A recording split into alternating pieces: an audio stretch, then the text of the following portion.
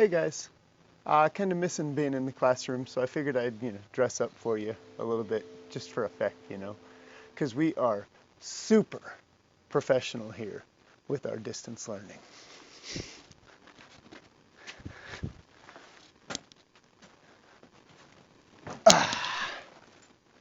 When we left off, um, Esperanza was learning how to do the housework with Isabel, and she was learning that, taking care of babies is tough, especially with them having cloth diapers they have to wash.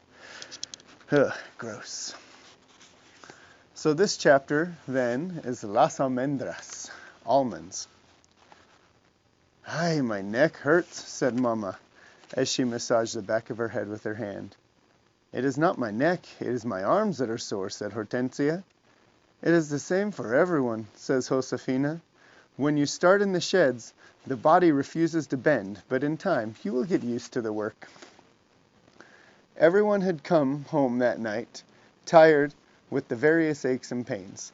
They gathered in one cabin for dinner, so it was crowded and noisy. Josefina warmed a pot of beans, and Hortensia made fresh tortillas. Juan and Alfonso talked about the fields while Miguel and Isabel played with the babies, making them squeal with laughter. Mama cooked arroz, and Esperanza was surprised that Mama knew just how to brown it first in the oil with peppers and onions.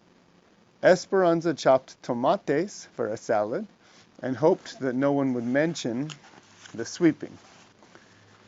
She was glad this day was over. Her bruises had been to her pride. Isabel took a fresh tortilla, sprinkled it with salt, rolled it up like a cigar, and waved it at Miguel. How come you and Tio Alfonso won't let me go behind the cabin with you? Shh, he said. It's a surprise. Why are you so full of secrets? Asked Esperanza. But neither Alfonso nor Miguel answered. They simply smiled while they prepared their plates. They ate dinner, but before they could slice a cantaloupe for dessert, Alfonso and Miguel disappeared, with instructions not to follow them. What are they doing? Demanded Isabel. Hortensia shrugged as if she knew nothing. Miguel came back just before sunset. Senora and Esperanza, we have something to show you. Esperanza looked at Mama. It was obvious Mama was as confused as she was. They all followed Miguel to where Alfonso was waiting. Behind the cabin was an old oval wash tub with one end cut off. It had been on its side, forming a little shrine around a plastic statue of Our Lady of Guadalupe. Someone had built a grotto out of rocks around the base of the tub. Around it, a large plot of earth had been fenced in by sticks and rope and planted with thorny stems, each with only a few branches. Isabel gasped. It's beautiful. Is that our statue? Josefina nodded. But the roses come from far away.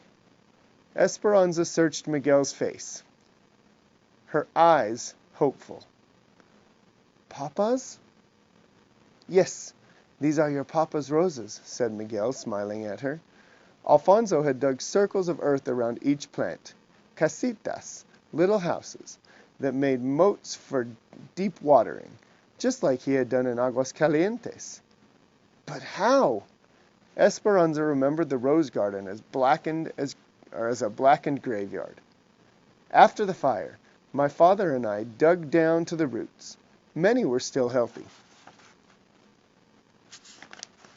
We carried cuttings from Aguascalientes, and that's why we had to keep getting them wet. We think they will grow in time. We will see how many bloom. Esperanza bent closer to look at the stems rooted in the mulch.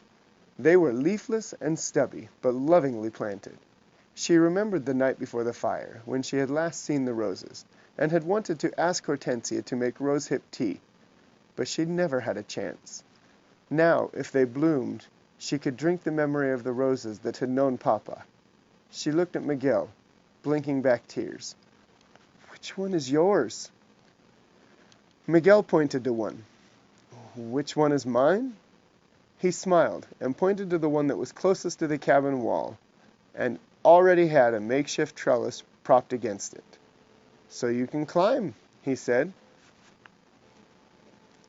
Mama walked up and down, carefully touching each cutting. She took Alfonso's hands in her own and kissed him on the cheek. Then she went to Miguel and did the same. Muchas gracias, she said. Mama looked at Esperanza. Didn't I tell you that Papa's heart would find us wherever we go? The next morning, Hortensia put a piece of fabric over the window and sent Alfonso next door with Miguel, Juan, and the babies. Hortensia, Mama, and Josefina brought in the big wash tubs that filled them half full with cold water. Then they heated pots of water on the stove and warmed the baths. Esperanza was excited at the idea of getting into the tub. All they had done since they arrived was wash their faces and arms with cold water in the sink. She hadn't had a real bath since she left Aguas Calientes, but it was Saturday, and tonight was the Jamaica, so the entire camp was getting cleaned up. Baths were being taken, shirts ironed, and hairs washed and crimped. Hortensia had given Esperanza her bath since she was a baby, and they had established a routine. Esperanza stood near the tub with her arms outstretched while Hortensia undressed her.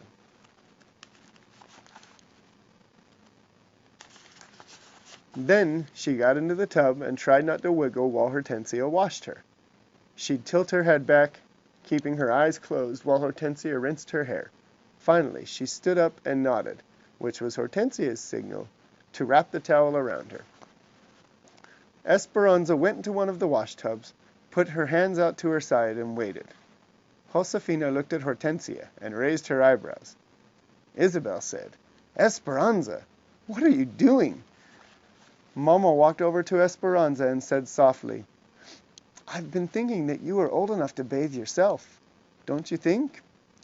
Esperanza quickly dropped her arms and remembered Martha's taunting voice saying, "No one will be waiting on you here." "Yes, Mama," she said, and for the second time in 2 days, she felt her face burning as everyone stared at her. Hortensia came over, put her arms around Esperanza, and said, "We are accustomed to doing things a certain way, aren't we, Esperanza? But I guess I am not too old to change. We will help each other. I will unbutton the buttons that you cannot reach, and you will help Isabel. Yes, Josefina? We need more... yes? Josefina, we need more hot water in these tubs. Ándale. Hurry." As Hortensia helped her with her blouse, Esperanza whispered, "Thank you." Isabel and Esperanza went first, bathing in the tubs, then bending their heads over to wash their hair. Mama and Josefina poured cups of water over them to rinse them off with soap. Then the women took turns going back and forth to the stove for hot water. Esperanza liked being with all of them in the tiny room, talking and laughing and rinsing each other's hair. Josefina and Hortensia talked about all of the gossip in the camp. Mama sat in her slip and combed out Isabel's tangles. The women took their turns, and when Hortensia needed hot water, Esperanza rushed to get it for her before anyone else could. Clean and dressed, with still wet hair, Esperanza and Isabel went outside to the wooden table under the trees. Josefina had given them a burlap bag of almonds that she wanted shelled. Isabel bent over and brushed her hair in the dry air. "Are you coming to the Jamaica tonight?" she asked. Esperanza didn't answer at first. She had not left the cabin since she had made a fool of herself yesterday. "I don't know. Maybe." "Mama said it's best to get it over with and face people, and that if they tease you, you should just laugh," said Isabel. "I know," said Esperanza, fluffing her own hair. That was already almost dry. She dumped the nuts onto the table and picked up the almond still in its flattened pod. The soft and fuzzy outside hull looked like two hands pressed together, protecting something inside. Esperanza popped it open and found the almond shell. She snapped the edge of the shell and pried it apart, then pulled the meat from its defenses and ate it. "I suppose Martha will be there tonight?" "Probably," said Isabel. "And all of her friends, too." "How does she know English?" "She was born here, and her mother, too. They are citizens," said Isabel, helping shell the almonds. Her father came from Sonora during the Revolution. They had never been to Mexico. There's lots of kids who live in our camp who have never been to Mexico. My father doesn't like it when Marta comes to our Jamaicas, though, because she is always talking to people about striking. There was almost a strike during almonds, but not enough people agreed to stop working. My mama said that if there had been a strike, we would have had to go into the orchard and shake the trees ourselves for these almonds. Then we're lucky. What is your mother making with these nuts? Flan de almendra, said Isabel. She will sell slices at the Jamaica tonight. Esperanza's mouth watered. Almond flan was one of her favorite sweets. Then I've made my decision. I will come.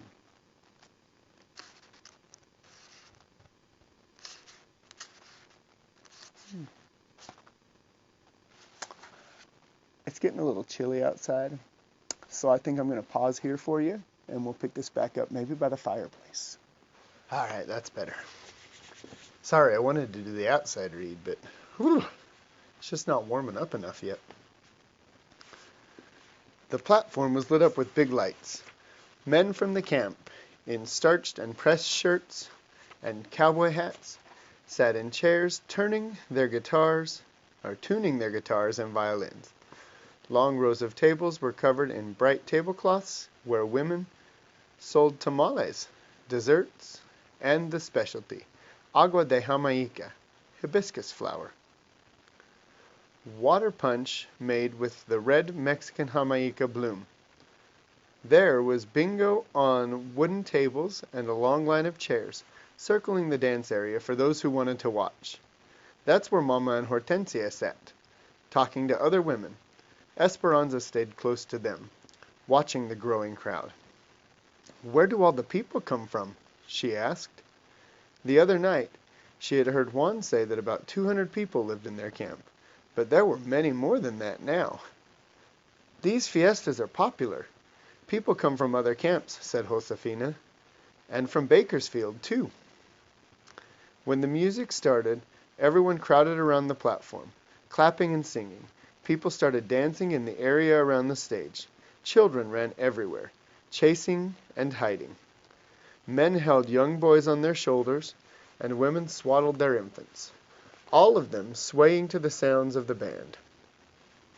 After a while, Esperanza left Mama and the others and wandered through the noisy crowd, thinking how strange it was that she could be in the middle of so many people and still feel so alone. She saw a group of girls who seemed about her age, but they were huddled together. More than anything, she wished Marisol were here. Isabel found her and pulled her on the hand. Esperanza, come and see. Esperanza let herself be led through the crowd. Someone from the town had brought a litter of kittens. A group of girls were crowded next to the cardboard box, cooing and cradling them. It was clear that Isabel desperately wanted one. Esperanza whispered to her, I will go ask your mother. She wove back through the crowd to find Josefina, and when she agreed, Esperanza practically ran to the spot to tell Isabel. But when she got there, a bigger crowd had gathered, and something else was going on. Marta and some of her friends stood in the bed of the truck that was parked nearby, each of them holding up one of the tiny kittens. This is what we are, she yelled. Small, meek animals. And that is how they treat us, because we don't speak up. If we don't ask for what is rightfully ours, we will never get it. Is this how we want to live? She held the kitten by the back of the neck, waving it high in the air. It hung limp in front of the crowd. With no decent home, and at the mercy of those that are bigger than us, richer than us? Isabel trembled, her eyes in a panic. Will she drop it? A man called out. Maybe all the cat wants to do is feed its family. Maybe it doesn't care what all the other cats are doing. Senor, does it not bother you that some of your compadres live better than others? Yelled one of Marta's friends. We are going to strike in 2 weeks, at the peak of the cotton, for higher wages and better housing. We don't pick cotton on this farm, yelled another man from the camp. What does it matter? Yelled Marta. If we all stop working, if all of the Mexicans are juntos, together. She made a fist and held it up in the air. Then maybe it will help all of us. Help us all. He yelled back. This is a chance we cannot take. We just want to work. That is why we came here. Get out of our camp. A cheer arose up around him. People started shoving, and Esperanza grabbed Isabel's hand and pulled her aside. The young man jumped into the truck and started the engine. Martas and the others tossed the kittens into the field. They pulled some of their supporters into the back of the truck with them and raised their arms, chanting, Huelga! Huelga! Strike! Strike! Why is she so angry? Asked Esperanza as she walked back to the cabin a few hours later with Josefina, Isabel, and the babies, leaving the others to stay later. Isabel carried the soft, mewing orange kitten in her arms. She and her mother move around to find work, sometimes all over the state, said Josefina. They work wherever there is something to be harvested. Those camps, the migrant camps, are the worst. Like when we were in El Centro, said Isabel. Worse, said Josefina. Our camp is a company camp, and people who work here don't leave. Some live here for many years. That is why we came to this country, to work, to take care of our families, to become citizens. We are lucky because our camp is better than most. There are many of us who don't want to get involved in the strike because we can't afford to lose our jobs. We are accustomed to how things are in our little community. They want to strike for better houses? Asked Esperanza. That and more money. For those who pick cotton, said Josefina. They only get 7 cents a pound for picking cotton. They want 10 cents a pound. It seems like such a small price to pay, but in the past, the growers said no. And now people are coming to the valley to look for work, especially from places like Oklahoma, where there is little work, little rain, and little hope. If the Mexicans strike, the big farms will simply hire others. Then what do we do? Esperanza, what would happen if Mama did not have a job? Would they go back to Mexico? Josefina put the babies to bed. Then she kissed Isabel and Esperanza on their foreheads and sent them next door. Isabel and Esperanza lay in their beds listening to the music and to the bursts of laughter in the background. The kitten, after drinking a bowl of milk, curled up in Isabel's arms. Esperanza tried to imagine conditions that were more shabby than this room, that was covered in newspaper to keep out the wind. Could things possibly be worse? Sleepily, Isabella said, Did you have big parties in Mexico? Yes, whispered Esperanza, keeping her promise to tell Isabel about her old life. Big parties. Once, my mama hosted a party for 100 people. The table was set with lace, tablecloths, crystals, and china, and silver candelabras. The servants cooked for a week. Esperanza continued, reliving the extravagant moments, but was relieved when she knew that Isabel was asleep. For some reason, after hearing about Marta and her family, she felt guilty talking about the richness of her life in Aguascalientes.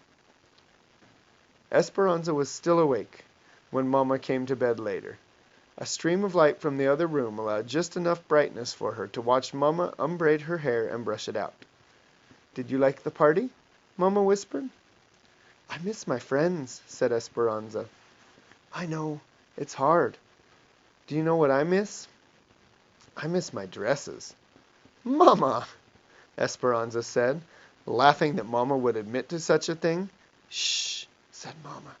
You'll wake Isabel. I miss my dresses too, but we don't seem to need them here. This is true. Esperanza, do you know that I am so proud of you for all that you are learning? Esperanza snuggled close to her. Mama continued. Tomorrow we are going to a church in Bakersfield.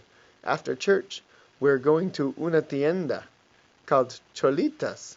Josefina said she sells every type of sweet roll and Mexican candies.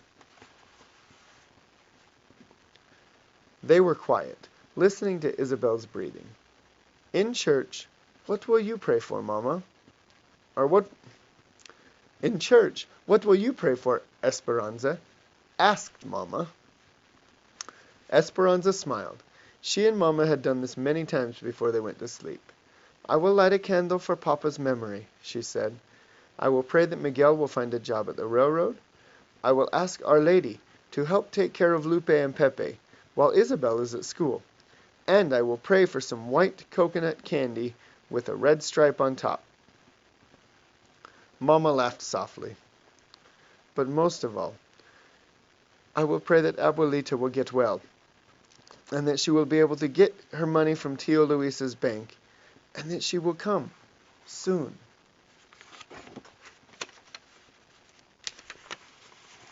Mama stroked Esperanza's hair.